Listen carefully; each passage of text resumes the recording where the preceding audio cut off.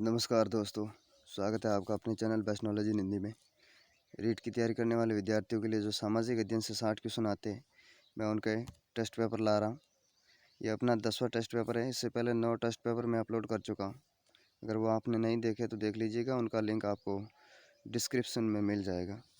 आज हम 10वें टेस्ट पेपर को सॉल्व करेंगे। मेरे साथ साथ आप इस टेस्ट पेपर को सॉल्व करते जाइएगा। आपके कितने राइट होते हैं वो आप कमेंट करके ज़रूर बताइएगा। हमारे चैनल पर पहली बार विजिट कर रहे हो तो चैनल को सब्सक्राइब ज़रूर करें और वीडियो को लाइक और शेयर कर दीजिए। तबीयत की वजह से थोड़ी आवाज़ में प्रॉब्लम हो सकती है, तो आप देख लीजिएगा। देखिए पहला क्वेश्चन देखिए आप, निम्नलिखित में से कौन सा असंगत है? एक तरफ प्राचीन नाम दे रखे नदियों के, दूसरी तरफ है वर्तमान नाम। तो सिंधु, शतुद्री, दृष्टवती और पृशनी। एक तरफ है प्राचीन नाम और दूसरी तरफ है वर्तमान नाम व्यास, सतलज, घग्गर और रावी। कौन सी नदी का कौन सा प्राचीन नाम और वर्तमान नाम है? उसमें से असंगत आपको छांटना वो छांटिए। तो सिंधु, व्यास, ये पहला ही गलत है। सिंधु का वर्तमान नाम क्या है? इंडस है, ठीक है।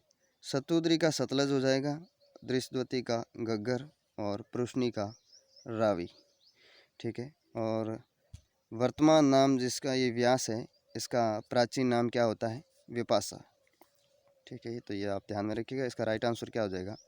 ए। चलिए नेक्स्ट क्वेश्चन पे।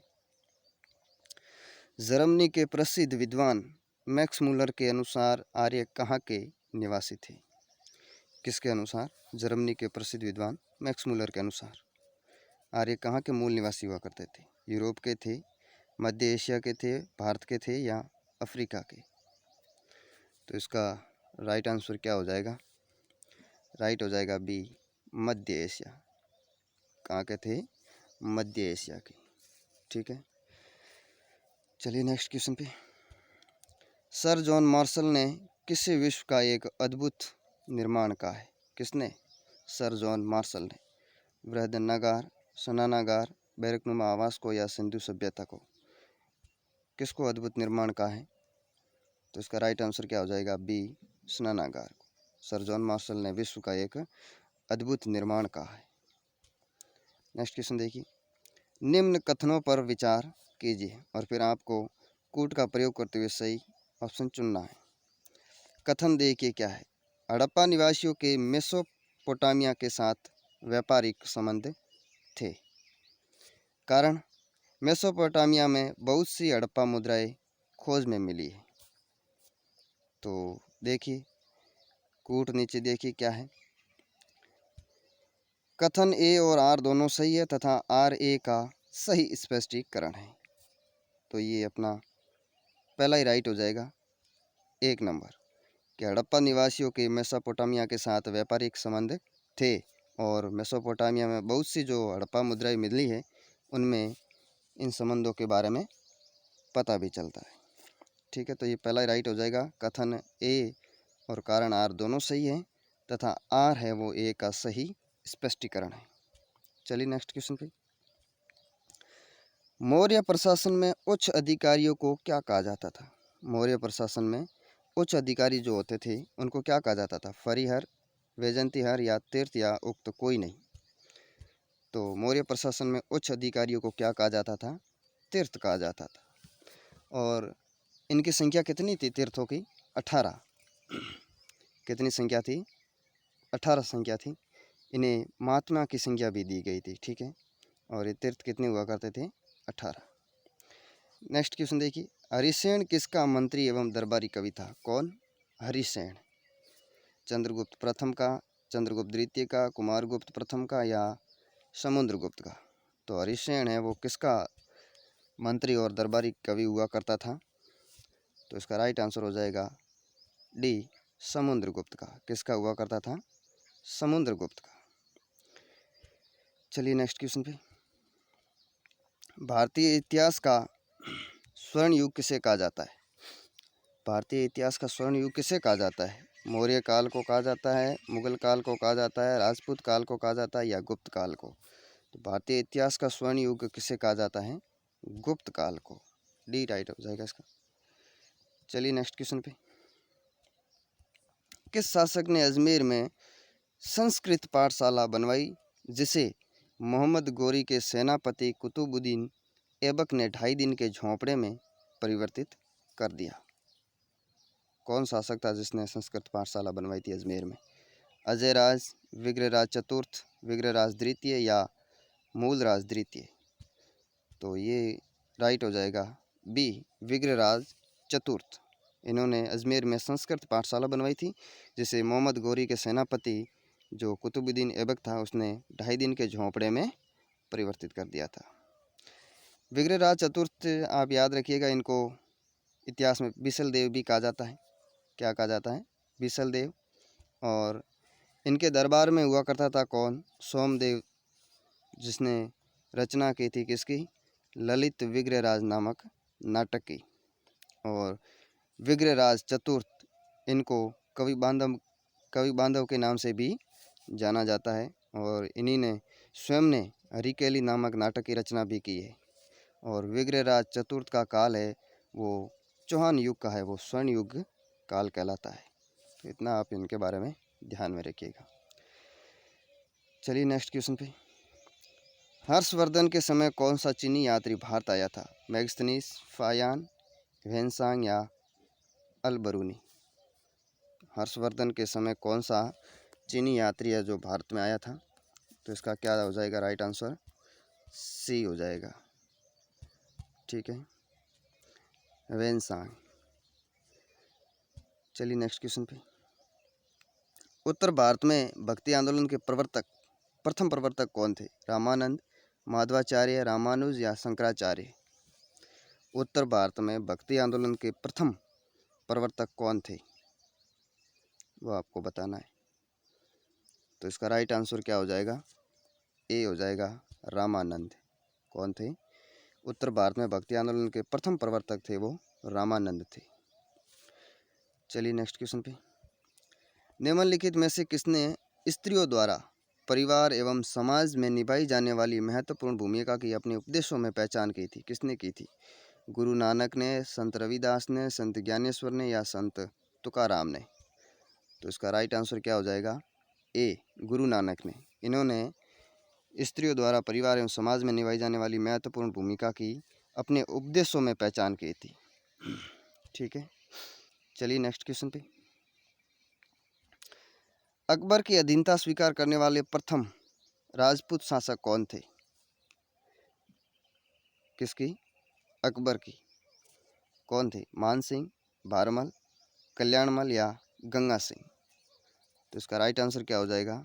बी, भारमल। भारमल है वो अकबर की अधीनता स्वीकार करने वाले प्रथम राजपूत शासक थे। ठीक है, चलिए नेक्स्ट क्वेश्चन पे। किसने कहा था कि मुट्ठी भर बाजरी के लिए किसने कहा था कि मुट्ठी भर बाजरी के लिए मैंने हिंदुस्तान की बादशाहत खो दी होती? किसने कहा था? अकबर ने कहा था, हुमायूं ने कहा था, शेरशाह सूरी ने कहा था या इस्लाम शाह ने कहा था? तो किसने कहा था ये कहा था शेरशाह सूरी ने। कौन से युद्ध में कहा था? गिरी सुमेल का युद्ध हुआ था 1544 में। किस किस के मध्य? शेरशाह सूरी और मारवाड़ के शासक राव मालदेव के मध्य। तब शेरशाह सूरी है उसने राव मालदेव, जो मारवाड़ के शासक थे राव मालदेव, उनके विरुद्ध बड़ी कठिनाई से विजय हासिल की थी। तब उन्होंने कहा था कि मुट्ठी भर बाजरी के लिए मैंने हिंदुस्तान की बादशाहत खो दी होती। ठीक है, चलिए नेक्स्ट क्वेश्चन पे। निम्न कथनों पर विचार कीजिए। कथन क्या दे रखा है? बाबर स्थिर रूप से भारतवर्ष का बादशाह बना, कारण क्या था? खानवा युद्ध के परिणाम स्वरूप भारत में मुगलों का राज्य स्थायी हो गया था। तो बताइए, कथन और कारण दोनों सही है? कथन ए और कारण दोनों सही है तथा आर ए का सही स्पष्टीकरण है, या कथन ए और आर दोनों सही है तथा आर ए का सही स्पष्टीकरण नहीं है, या कथन ए सही है किंतु आर कारण है वो आर गलत है, या कथन ए गलत है किंतु आर कारण सही है? तो इसका राइट क्या हो जाएगा? राइट ए हो जाएगा। कथन सही है कि बाबर स्थिर रूप से भारतवर्ष का बादशाह बना था। कब? खानवा युद्ध के परिणाम स्वरूप भारत में मुगलों का जो राज्य है वो स्थायी हो गया था और तभी बना था बाबर स्थिर रूप से भारतवर्ष का बादशाह। तो ये आर और ए और आर दोनों सही है तथा आर है वो ए का सही स्पष्टीकरण है। चलिए नेक्स्ट क्वेश्चन पे। अनुलोम विवाह कहलाता है कौन सा? अनुलोम विवाह। उच्च वर्ग के पुरुष द्वारा निम्न वर्ग की कन्या से विवाह, क्षत्रिय पुरुष द्वारा ब्राह्मण कन्या से विवाह, या निम्न वर्ग के पुरुष द्वारा उच्च वर्ग की कन्या से विवाह, या ब्राह्मण कन्या का अपहरण कर विवाह करना। तो अनुलोम विवाह क्या हो जाएगा इसका राइट? ए हो जाएगा। उच्च वर्ग के पुरुष द्वारा निम्न वर्ग की कन्या से विवाह करना वो कहलाता था कौन सा? अनुलोम विवाह। और एक होता है प्रतिलोम विवाह। कौन सा? प्रतिलोम। तो प्रतिलोम विवाह में तो क्या हो जाएगा? निम्न वर्ग का पुरुष होगा और उच्च वर्ग की कन्या, तो निम्न वर्ग के पुरुष द्वारा उच्च वर्ग की कन्या से विवाह करना वो तो हो जाएगा प्रतिलोम, और अनुलोम हो जाएगा उच्च वर्ग के पुरुष द्वारा निम्न वर्ग की कन्या से विवाह करना, वो हो जाएगा अनुलोम। ठीक है, चलिए नेक्स्ट क्वेश्चन पे। किस सल्तनत कालीन सुल्तान ने दासों के लिए अलग विभाग दीवान बंदगान की स्थापना की थी? किसने की थी? अलाउद्दीन खिलजी, मोहम्मद बिन तुगलक, फिरोज शाह तुगलक, या गयासुद्दीन तुगलक? तो इसका राइट आंसर क्या हो जाएगा? सी, फिरोज शाह तुगलक। चलिए नेक्स्ट क्वेश्चन पे। लॉर्ड वेलेस्ली की देशी रियासतों के साथ संबंध कायम करने हेतु शुरू की गई सहायक संधि प्रणाली के तहत किस रियासत ने सर्वप्रथम संधि की थी? लॉर्ड वेलेस्ली ने जो देशी रियासतों के साथ सहायक संधियाँ की थी, उनके तहत ऐसी कौन सी रियासत थी जिसने सर्वप्रथम संधि की थी, वो आपको बताना है। मैसूर, तंजौर, हैदराबाद, या कर्नाटक? तो किसने की थी वो बताइए आप। तो इसका राइट आंसर क्या हो जाएगा? राइट हो जाएगा आपका हैदराबाद। कौन थी सर्वप्रथम संधि करने वाली? कौन हो जाएगी? हैदराबाद। कब कब की थी वो भी आप याद रख लीजिएगा। हैदराबाद इसने की थी 1798 में, और उसके बाद में मैसूर ने की थी 1799 में, और तंजौर ने की थी 1799 में। तो मैसूर और तंजौर दोनों ने की थी 1799 में। अवध इसके बाद में संधि करने वाली थी अवध, उन्होंने किया था 1801 में। और अंतिम रियासत थी संधि करने वाली वो थी पेशवा, उन्होंने की थी 1802 में। ठीक है, ये अपना याद रखिएगा। तो 17 का राइट आंसर सी हो जाएगा। ठीक है, चलिए नेक्स्ट क्वेश्चन पे। निम्नलिखित में से 1857 की क्रांति के समय कहाँ पर जनता द्वारा विद्रोह किया गया? किसके द्वारा? जनता द्वारा विद्रोह कहाँ किया गया था? नीमच में, नसीराबाद में, धौलपुर में, या कोटा में? तो 1857 में क्रांति के समय जन विद्रोह कहाँ हुआ था? तो इसका राइट आंसर क्या हो जाएगा? कोटा हो जाएगा। कोटा में जो जनता द्वारा विद्रोह किया गया था 1857 की क्रांति के तहत, और कोटा कोई छावनी नहीं थी। ठीक है, तो इतना आप याद रखिएगा। चलिए नेक्स्ट क्वेश्चन पे। 1857 ईस्वी का भारतीय विद्रोह प्रारंभ हुआ। विद्रोह के आरंभ होने का सही कालानुक्रम नीचे दिए गए विकल्पों से पता करें। आपको क्रम से बताना है कि किसने सबसे पहले विद्रोह किया और किसने बाद में। तो क्रम से बताना आपको। तो इसका राइट आंसर क्या हो जाएगा? देखिए, तो सबसे पहले तो विद्रोह किया था बैरकपुर ने। बैरकपुर में हुआ था। कब हुआ था? 10 अप्रैल 1857 को। ठीक है, उसके बाद में हो जाएगा झांसी। इसने कब? झांसी में कब हुआ था? जून के आरंभ में हुआ था 1857 में। और उसके बाद में हो जाएगा लखनऊ। कब हुआ था? 4 जून 1857 को। और फिर हुआ था कानपुर में 5 जून 1857 को। तो इसका राइट आंसर क्या हो जाएगा? CD AB। पहला क्वेश्चन ये राइट हो जाएगा। ठीक है, चलिए नेक्स्ट क्वेश्चन पे। बंगाल में भू राजस्व की स्थायी बंदोबस्त प्रथा को लागू किया गया था, किसके द्वारा लागू किया गया था? लॉर्ड हेस्टिंग्स द्वारा, लॉर्ड कॉर्नवालिस द्वारा, लॉर्ड लिटन द्वारा या लॉर्ड रीडिंग द्वारा? किसके द्वारा किया गया था? राइट आंसर क्या हो जाएगा? बी, लॉर्ड कॉर्नवालिस द्वारा। राजा राम मोहन राय द्वारा ब्रह्म समाज की स्थापना कब की गई? ब्रह्म समाज की स्थापना किसने की थी? राजा राम मोहन राय ने। कब की थी वो आपको बताना है। तो इसका राइट आंसर क्या हो जाएगा? ए हो जाएगा 20 अगस्त 1828 को। ठीक है, कब की थी? 20 अगस्त 1828 को। और 10 अप्रैल 1875, 10 अप्रैल 1875 को स्थापना किसकी की गई थी? आर्य समाज की स्थापना की थी किसने? स्वामी दयानंद सरस्वती ने। और 1 मई 1897 को किसकी स्थापना की गई थी? रामकृष्ण मिशन की। किसने की थी? स्वामी विवेकानंद ने। ठीक है, और 17 नवंबर 1875 को स्थापना की गई थी थियोसॉफिकल सोसाइटी की। किसने की थी? रूसी महिला मैडम हेलेन पेट्रोवना ब्लोवेट्स्की द्वारा। तो इतना आप ध्यान में रखिएगा। चलिए नेक्स्ट क्वेश्चन पे।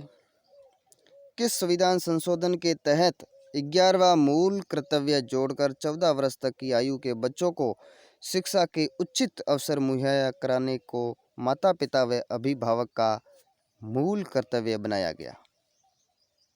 कौन से संविधान संशोधन के द्वारा? वो आपको बताना है। 42वां था, 86वां संविधान संशोधन, 91वां संविधान संशोधन या 92वां संविधान संशोधन? इसका राइट आंसर क्या हो जाएगा? बी, 86वां संविधान संशोधन द्वारा। ठीक है, चलिए नेक्स्ट क्वेश्चन पे। संविधान के अनुच्छेद 79 के अनुसार किसका गठन राष्ट्रपति एवं 2 सदनों, कौन सा? राज्यसभा एवं लोकसभा से मिलकर हुआ है? किसका? राज्य आयोग का, नीति आयोग का, संसद का या लोकतंत्र का? तो इसका राइट आंसर हो जाएगा सी, संसद का। संसद का गठन है वो राष्ट्रपति और 2 सदनों, कौन से? राज्यसभा और लोकसभा से मिलकर हुआ है। चलिए नेक्स्ट क्वेश्चन पे। भारतीय संविधान के किस भाग में अनुच्छेद 352 से 360 तक आपातकालीन प्रावधानों की व्यवस्था की गई है? कौन से भाग में? भारतीय संविधान के कौन से भाग में की गई है? भाग 9 में, भाग 11 में, भाग 17 में या भाग 18 में? तो इसका राइट आंसर क्या हो जाएगा? डी, भाग 18 में। ठीक है, चलिए नेक्स्ट क्वेश्चन के अनुसार। भारत के नियंत्रक एवं महालेखा परीक्षक, कौन सा? कैग की नियुक्ति किसके द्वारा की जाती है? किसके द्वारा की जाती है? सर्वोच्च न्यायालय के मुख्य न्यायाधीश द्वारा, राष्ट्रपति द्वारा, लोकसभा अध्यक्ष द्वारा या प्रधानमंत्री द्वारा? तो नियंत्रक एवं महालेखा परीक्षक होता है कैग, उसकी नियुक्ति किसके द्वारा की जाती है? राष्ट्रपति द्वारा की जाती है। और अनुच्छेद 148 के अनुसार, ठीक है, अनुच्छेद 148 के तहत राष्ट्रपति द्वारा कैग की नियुक्ति की जाती है। चलिए नेक्स्ट क्वेश्चन पे फिर। 26 जनवरी 1950 को सर्वोच्च न्यायालय की स्थापना से पूर्व देश में कौन सा न्यायालय सर्वोच्च स्तर पर कार्यरत था? कौन सा था वो आपको बताना है। तो बताइए इसका क्या राइट आंसर हो जाएगा? संघीय न्यायालय था, मुंबई हाई कोर्ट था, कोलकाता हाई कोर्ट था या उक्त कोई नहीं? तो इसका राइट आंसर हो जाएगा ए, कौन सा न्यायालय था? संघीय न्यायालय। नेक्स्ट क्वेश्चन देखिए। पंचायतों के लिए गठित राजस्थान राज्य वित्त आयोग संविधान के किस अनुच्छेद के अंतर्गत उल्लेखित है? कौन सा? राज्य वित्त आयोग। अनुच्छेद 243 ट एवं झ, अनुच्छेद 243 ड या अनुच्छेद 243 ख या अनुच्छेद 243 जे? तो इसका राइट आंसर क्या हो जाएगा? ए, अनुच्छेद 243 ट एवं झ, इसके तहत है राजस्थान राज्य वित्त आयोग संविधान के अंतर्गत उल्लेखित है। चलिए नेक्स्ट क्वेश्चन पे। विषुवत रेखा को 2 बार काटने वाली नदी कौन सी है? कौन सी नदी है जो विषुवत रेखा को 2 बार काटती है, वो आपको बताना है। कौन सी हो जाएगी? माही नदी, कांगो नदी, लिपोपो नदी या बनास नदी? तो इसका राइट आंसर क्या हो जाएगा? कांगो नदी। कांगो नदी है वो विषुवत रेखा को 2 बार काटती है। और माही नदी है वो कर्क रेखा को 2 बार काटती है। और लिपोपो नदी है ये मकर रेखा को 2 बार काटती है। तो इतना आप ध्यान में रखिएगा। चलिए नेक्स्ट क्वेश्चन पे। 0 से 5 डिग्री उत्तरी व दक्षिणी अक्षांशों के मध्य पाई जाने वाली भूमध्य रेखीय निम्न वायुदाब पेटी को अन्य किस नाम से जाना जाता है? अश्व अक्षांश, तापजनित, डोलड्रम या ध्रुवीय उच्च वायुदाब पेटी?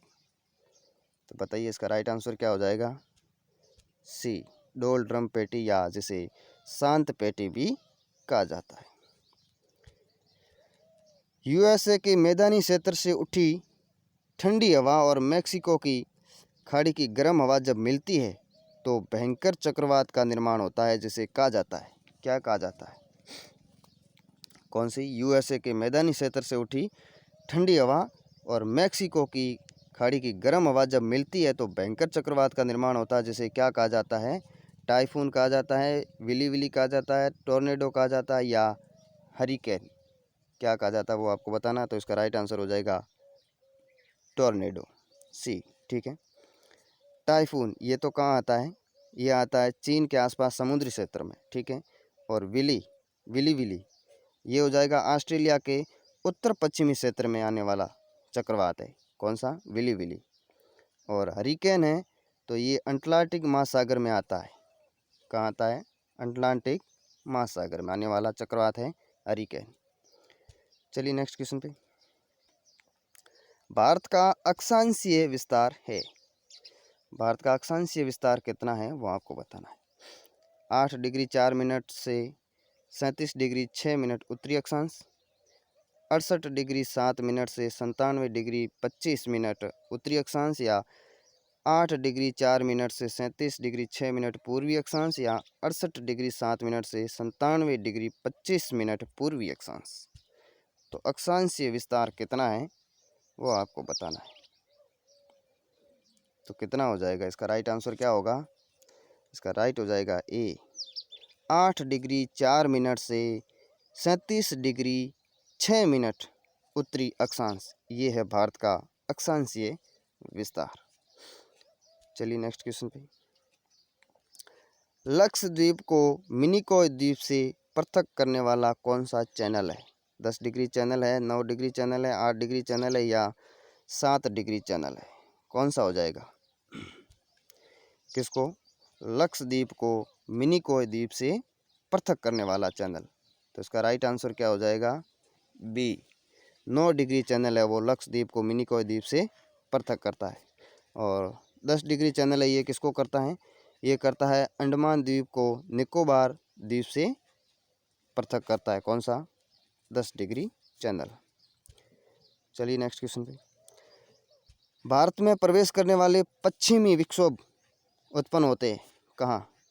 अरब सागर में, अटलांटिक महासागर में, भूमध्य सागर में या हिंद महासागर में?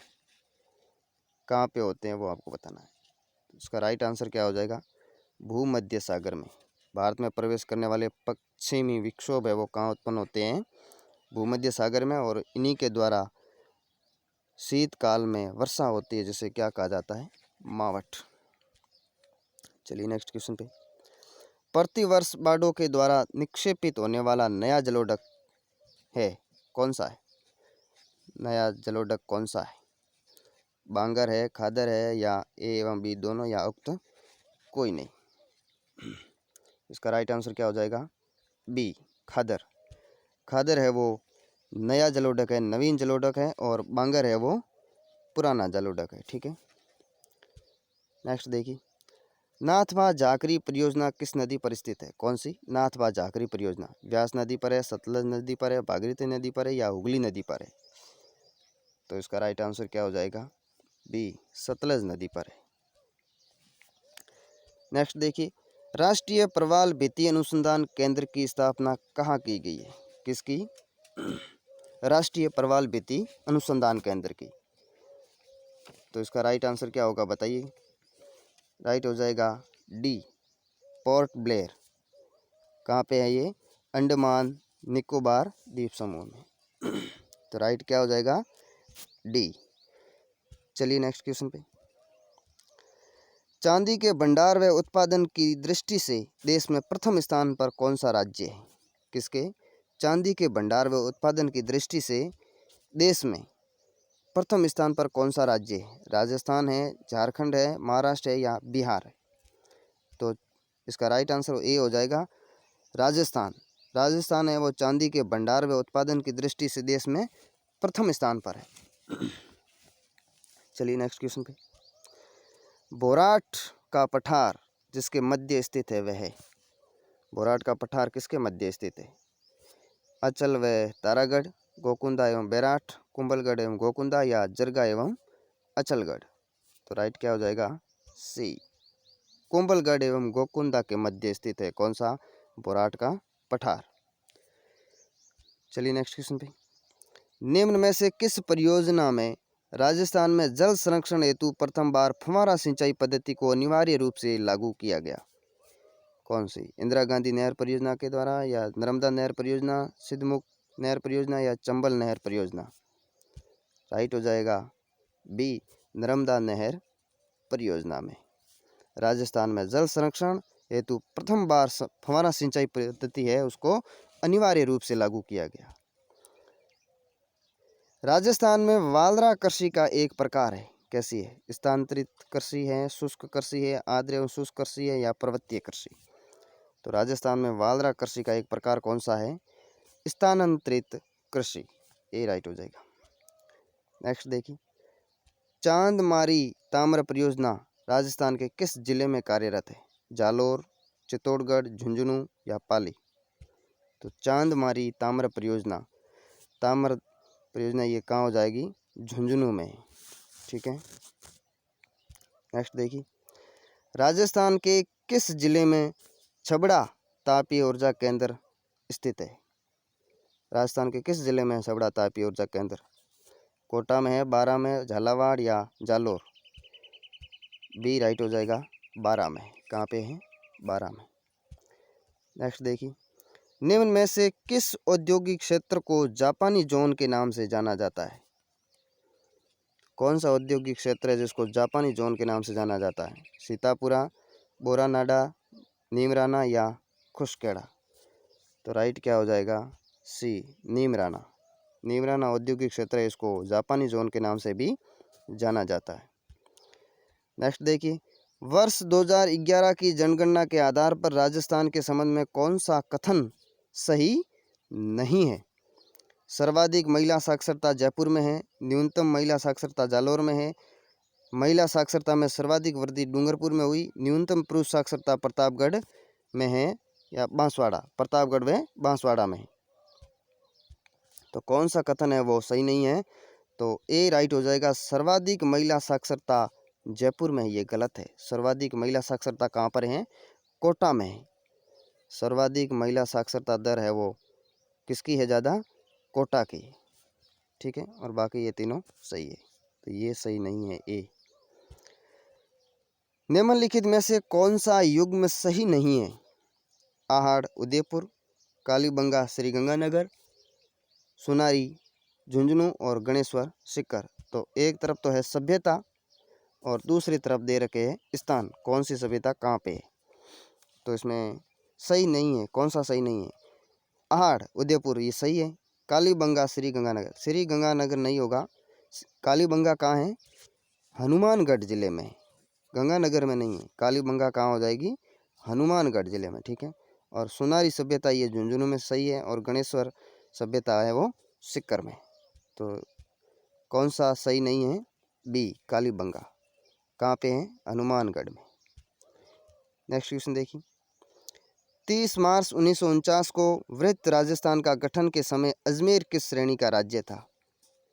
कब? 30 मार्च 1949 को वृहत राजस्थान संगठन गठन के समय अजमेर किस श्रेणी का राज्य था? ए श्रेणी का था, बी का, सी का या उक्त कोई नहीं? तो राइट हो जाएगा सी श्रेणी का राज्य था। कौन सा? अजमेर। निम्नलिखित में से राजस्थान के किस स्थान पर सोमेश्वर मंदिर स्थित है? किराड़ू बाड़मेर में, ओसिया जोधपुर में, आबानेरी दौसा में या चंद्रावती झालावाड़ में? तो कहाँ होगा इसका? क्या राइट आंसर हो जाएगा? ए हो जाएगा किराड़ू बाड़मेर। यहाँ पे है कौन? सोमेश्वर मंदिर। जल झूलनी एकादशी मनाई जाती है। कौन सी? जल झूलनी एकादशी कब मनाई जाती है? कार्तिक शुक्ल एकादशी को, चैत्र कृष्ण एकादशी को, माघ कृष्ण एकादशी को या भाद्रपद शुक्ल एकादशी को? तो कब मनाई जाती है? डी राइट हो जाएगा, भाद्रपद शुक्ल एकादशी को। नेक्स्ट देखिए, राज्य की पारंपरिक एवं विलुप्त हो रही लोक कलाओं के संरक्षण, खोज एवं संवर्धन करने और उनका समन्वित विकास करने के उद्देश्य से स्थापित संस्थान है। कौन सा है? ललित कला अकादमी जयपुर, ज्वार कला केंद्र जयपुर, भारतीय लोक कला मंडल उदयपुर या रविंद्र मंच जयपुर? तो राइट क्या हो जाएगा? सी, भारतीय लोक कला मंडल उदयपुर। नेक्स्ट देखिए, वेली किशन रुक्मिणीरी किस भाषा का ग्रंथ है? पूर्वी मारवाड़ी का है, उत्तरी मारवाड़ी का है, दक्षिणी मारवाड़ी का है या उत्तरी पूर्वी मारवाड़ी का है? तो वेली किशन रुक्मिणीरी किस भाषा का ग्रंथ है? उत्तरी मारवाड़ी का है। किस भाषा का है? उत्तरी मारवाड़ी भाषा का ग्रंथ है। भूगोल का सामाजिक अध्ययन से सह संबंध है। कैसा है? व्यवस्थित है, आकस्मिक है या अव्यवस्थित है या इनमें से सभी? तो भूगोल का सामाजिक अध्ययन से कैसा सह संबंध है? व्यवस्थित है। ए राइट हो जाएगा इसका। सामाजिक अध्ययन पर्यावरण अध्ययन के रूप में पढ़ाया जाना चाहिए क्योंकि? सामाजिक अध्ययन या पर्यावरण अध्ययन के रूप में क्यों पढ़ाया जाना चाहिए? बालक सरलता से विषय को समझ लेता है, शिक्षण कार्य कम खर्चीला होता है, ज्ञान बालक के अनुभव पर आधारित होता है या उपयुक्त सभी? तो राइट क्या हो जाएगा? डी, उपयुक्त सभी। अध्यापन हेतु किसी विधि का चयन करते समय शिक्षार्थियों की दृष्टि से जो सर्वाधिक महत्वपूर्ण बिंदु ध्यान में रखना आवश्यक है वह है? कौन सा है? शिक्षार्थियों की रुचि एवं उत्साह, शिक्षार्थियों की शारीरिक एवं मानसिक परिपक्वता, आवश्यक साधनों व उपकरणों की उपलब्धि या आर्थिक एवं पारिवारिक पृष्ठभूमि? तो इसका राइट आंसर क्या हो जाएगा? ए, शिक्षार्थियों की रुचि एवं उत्साह, उसको ध्यान में रखना आवश्यक है। श्रव्य साधन के रूप में प्रारंभ में विद्यमान था। कौन सा? दूरदर्शन, संगणक, आकाशवाणी या इनमें से कोई नहीं? तो श्रव्य साधन के रूप में प्रारंभ में कौन विद्यमान था? आकाशवाणी हो जाएगा, सी। ठीक है। नेक्स्ट क्वेश्चन देखिए, अध्यापक श्यामपट्ट का प्रयोग इसलिए करता है, क्यों करता है? रेखा चित्र, ग्राफ, मानचित्र आदि बनाने के लिए, छात्रों का ध्यान आकर्षित करने के लिए या उदाहरण तथा गृह कार्य देने के लिए या उपयुक्त सभी? तो क्यों करता है अध्यापक श्यामपट्ट का प्रयोग? सभी हो जाएगा, उपयुक्त सभी। रेखा चित्र, ग्राफ और मानचित्र आदि बनाने के लिए भी करता है, छात्रों का ध्यान है वो उस और आकर्षित करने के लिए भी करता है, उदाहरण और गृह कार्य देने के लिए भी अध्यापक है वो श्यामपट्ट का प्रयोग करता है। ब्लूप्रिंट निर्माण के लिए शिक्षक होना चाहिए, कैसा होना चाहिए? प्रशिक्षित, योग्य, विषय का ज्ञाता या अध्ययनशील? तो ब्लूप्रिंट निर्माण के लिए शिक्षक को प्रशिक्षित होना चाहिए। ए राइट हो जाएगा। कैसा होना चाहिए? प्रशिक्षित। भ्रमण द्वारा शिक्षा का अर्थ है, भ्रमण द्वारा शिक्षा का क्या अर्थ है? विद्यालय से बाहर अनुभव प्राप्त करना, अप्रत्यक्ष रूप से अनुभव प्राप्त करना या विद्यालय की कक्षा में शिक्षा देना या उपयुक्त में से कोई नहीं? तो भ्रमण द्वारा शिक्षा का अर्थ है कि विद्यालय से बाहर अनुभव प्राप्त करना। नेक्स्ट देखिए, माध्यमिक शिक्षा, माध्यमिक स्तर के सामाजिक अध्ययन पाठ्यक्रम में आवश्यक नहीं है। कौन? साहसिक कहानियों की, विश्व सामाजिक अध्ययन की, भारत के सामाजिक अध्ययन की या भौगोलिक यंत्रों की? तो माध्यमिक स्तर के सामाजिक अध्ययन पाठ्यक्रम में किसकी आवश्यकता नहीं है? साहसिक कहानियों की आवश्यकता नहीं है। बाकी विश्व सामाजिक अध्ययन की भी है, भारत के सामाजिक अध्ययन की भी है और भौगोलिक यंत्रों की भी आवश्यकता है। केवल साहसिक कहानियों की आवश्यकता नहीं है। किस पर? माध्यमिक स्तर पर। ठीक है, नेक्स्ट देखिए, फ्लेनल पट बना होता है, किसका बना होता है? प्लाईवुड का है, मेसोनाइट बोर्ड का या लकड़ी का, या उपयुक्त सभी का। तो फ्लेनल पट है वो इन सभी का बना होता है, प्लाईवुड का भी होता है, मेसोनाइट का भी होता है और लकड़ी का भी होता है। नेक्स्ट और अंतिम क्वेश्चन देखिए अपना, किलपैट्री के अनुसार प्रायोजनाएं कितने प्रकार की होती है? किसके अनुसार? किलपैट्री के अनुसार, 2, 3, 4 या 5। तो किलपैट्री के अनुसार प्रायोजनाएं कितने प्रकार की होती हैं? 4। सी राइट हो जाएगा। तो ये 60 क्वेश्चन थे। आपके कितने राइट होते हैं वो आप कमेंट करके ज़रूर बताइएगा। और चैनल पर हमारे पहली बार आ रहे हो तो चैनल को सब्सक्राइब कर लो, वीडियो को लाइक और शेयर ज़रूर करें। मिलते हैं अब किसी नेक्स्ट और वीडियो में, तब तक के लिए जय हिंद, जय भारत।